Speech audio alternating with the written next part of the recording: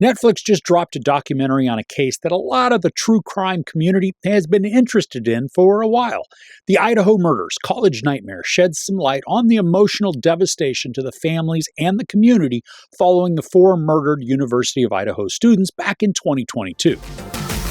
On November 13, 2022, Madison, Kaylee, Ethan, and Xana had their futures stolen from them. Their bodies were found in an off-campus home, leaving a tight-knit college town shattered and a nation gripped in grief. Obviously, this is going to be an emotionally sad and draining watch. The 3-episode docuseries is filled with interviews from the family and friends of the 4 students as they try to make sense of what happened, process their rage and their hurt, and then examine if justice was really served. And from that angle, the series nails the gut-wrenching portions and allows us into extremely raw and intimate moments, where we hear a lot of candid and unfiltered thoughts on the investigation, the perpetrator, and then the aftermath.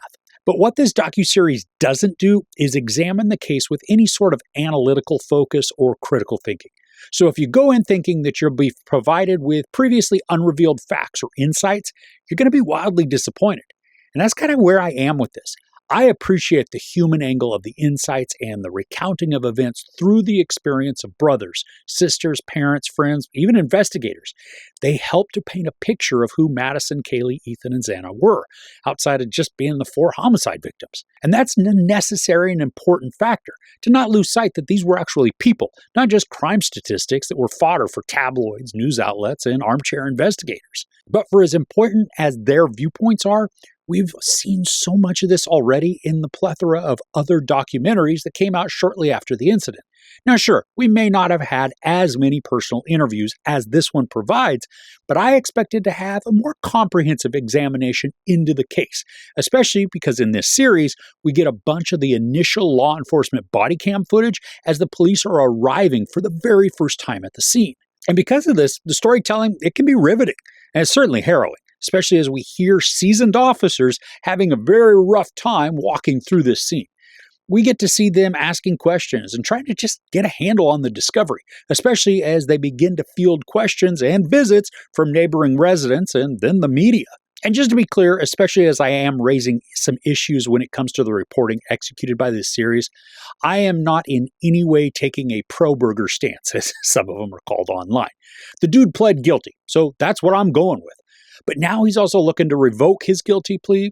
But even if you put that aside, I know there was a lot of speculation, even doubt as to Kohberger's guilt that was circling about despite his plea. From a journalistic standpoint, this series, it misses a ton of opportunities to dive deeper into the facts so that it either squelches any of the misgivings or it sheds new light that gives some credence to the doubts. And it's not the job of the doc to prove innocence or guilt, but it is the responsibility to accurately and exhaustively ask all of the pertinent questions.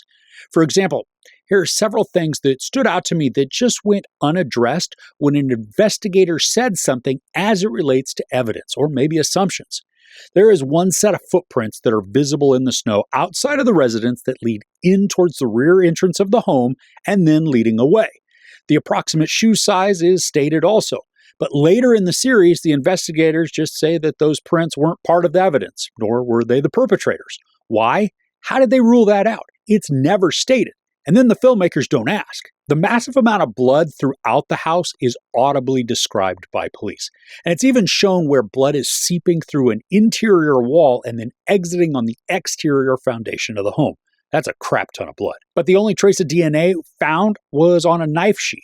And then 0 blood or evidence was found outside the home, leading away, or even in Kohberger's car that was recovered in a different state. Now, I'm playing armchair detective now, but how does one commit such a heinous and violent crime, leaving blood all over the place, as one officer stated, and then doesn't leave any sort of trace leading away, or even in the supposed getaway vehicle? It just doesn't seem plausible. And then if you go with the argument that he changed clothes after the murder, those kinds of movements and actions just logically would result in at least a hair fiber or something being left behind. It's not like the dude went through and deep cleaned the home before leaving. So going only based on what is examined in this documentary, if I were on a jury, I would have reasonable doubts as to the guilt. And then with Kohberger's car, they found 0 evidence there that could tie the murders to him.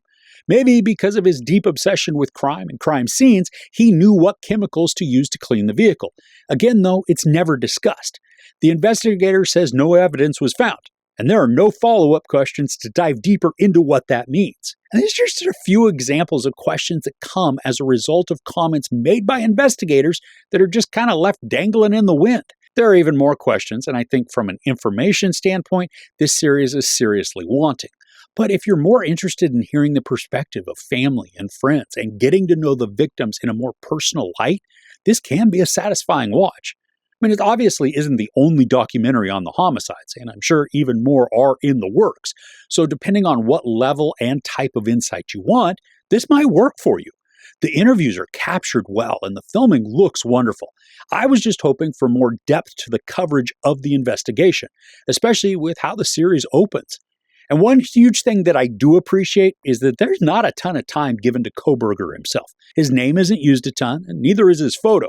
But we do get some background information from his college classmates and even the faculty there, which helps to showcase how he interacted poorly with those all around him. Now, for me personally, this was a semi-lackluster series, just simply due to the lack of detailed examination that works to craft a comprehensive view of the case. The personal and family perspectives are touching and important, but so is exploring all the facts so a complete narrative can be delivered. There's no sex or nudity, some profanity, and then while no violence or even imagery is shown, there are descriptions of the horrible acts committed on the victims. Now, as a reminder, I don't give couch ratings to documentaries, but I'm kind of on the fence with this one. Now, personally, I would pass on it or at least not make it a priority. But if you are fully invested in the case and you want to see what the families have to say, I say give it a go. Okay, what are your thoughts on the reporting for this case? I'm sure there are some very passionate opinions, which are all welcome in the comments below. But please, everybody, just be respectful and kind. Cool? All right. If you enjoyed this review, please give it a like. Also, don't forget to share and subscribe. I'm Chris. This is Movies and Munchies. Thanks for couching with me.